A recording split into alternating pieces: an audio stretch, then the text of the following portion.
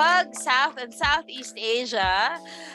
It's that time of the month for our meetups, and me bringing in some friends that we've met in our inbound journey.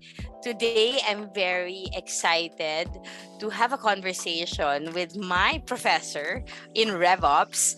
I took a masterclass with him I think a year back. And he's actually from another partner of HubSpot in the US. And his name is Connor Jeffers. Connor, say hi to the people here in Southeast Asia. Lovely to see you all. Yes. Father, maybe just start off. Maybe you can tell the PUG cohorts a little bit about your business at Amplitude 8. For sure. So I run Aptitude 8. We're a US-based elite partner. We're the sort of fastest to be an elite partner, and our business is all around.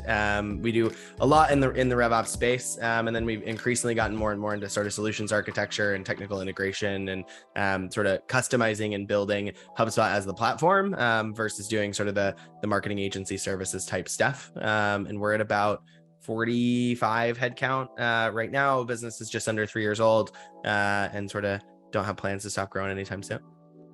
You're growing. You're really growing and scaling with HubSpot. That's really amazing. And typically agencies work with SMBs or SMEs, small medium businesses, but HubSpot has actually been developing so that we could play in the enterprise space, play for the bigger deals out there. And one of the things that Yamini spoke about when we were at Inbound in September is this age of the disconnected buyer.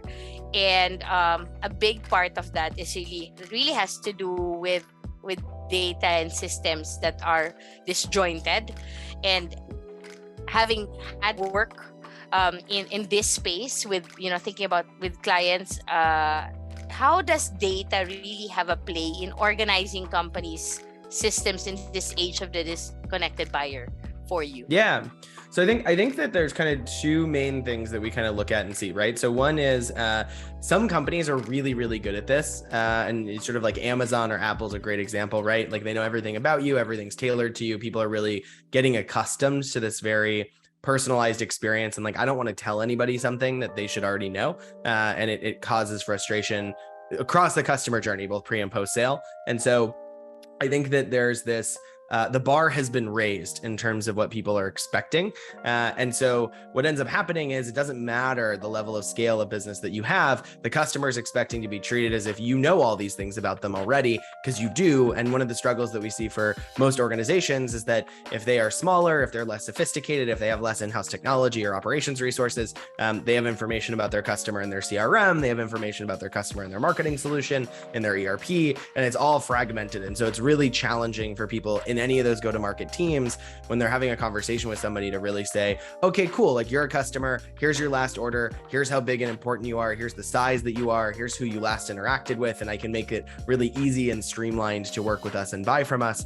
And sort of the focus on RevOps at its core is how do we unify everything to make that possible and make it accessible for kind of those go-to-market teams to deliver that type of experience to the buyer.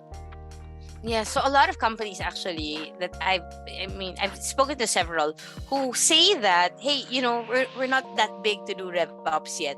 And some say, hey, we're big, but we're not that organized to do RevOps yet. So I wonder, in your experience, how early do you think should companies start thinking about and start strategizing on RevOps?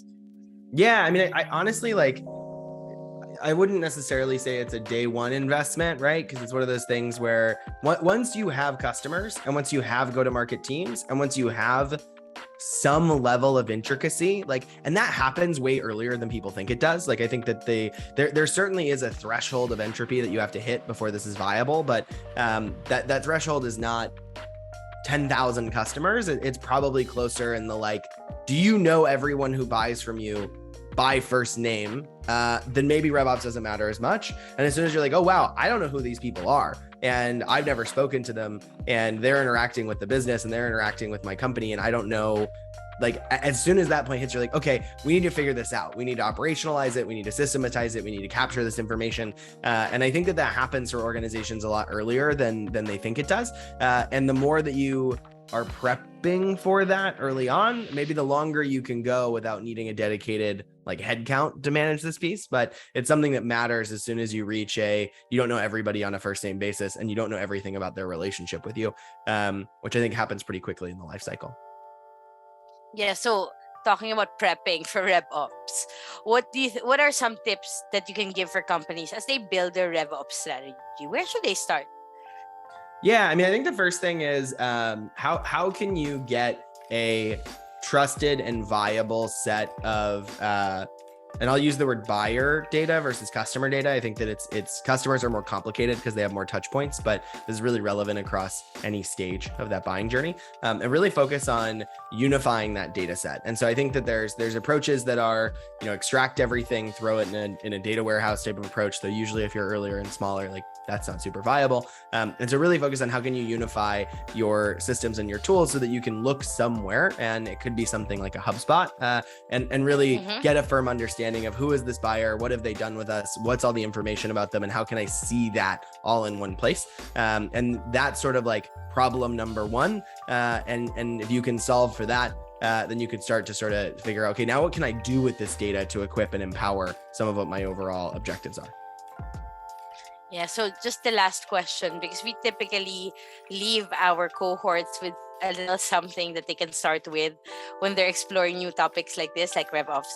Do you have any relevant resources that you might want to point us to as we actually start thinking about our RevOps strategy here in South and Southeast Asia? Yeah, so I think one of the ones, and I'll do a shameless plug here, but we publish a lot of content on it with Aptitude. We have blogs and webinars and all sorts of stuff coming out all of the time, kind of all focused on this narrative. I think that other places that are pretty good is HubSpot started produce a fair amount of content on it. And I think what we're seeing is kind of this rise of a lot of these organizations that are focused on this type of a buyer. And if you search something with RevOps, you sort of start to get served some Google ads around it. There's some great communities, whether it's RevOps Co-op or some of these other places that you can be tapping into and really gathering kind of and educating yourself on how to explore and solve some of these problems.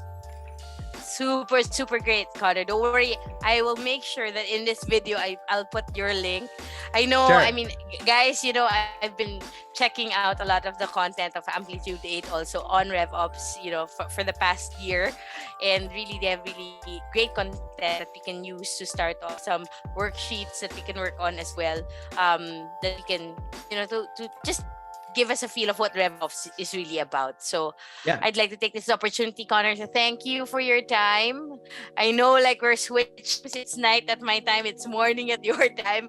But I'm glad that even if we're oceans apart, we get to connect like this. Thank you so much for your time, It was a Connor. blast.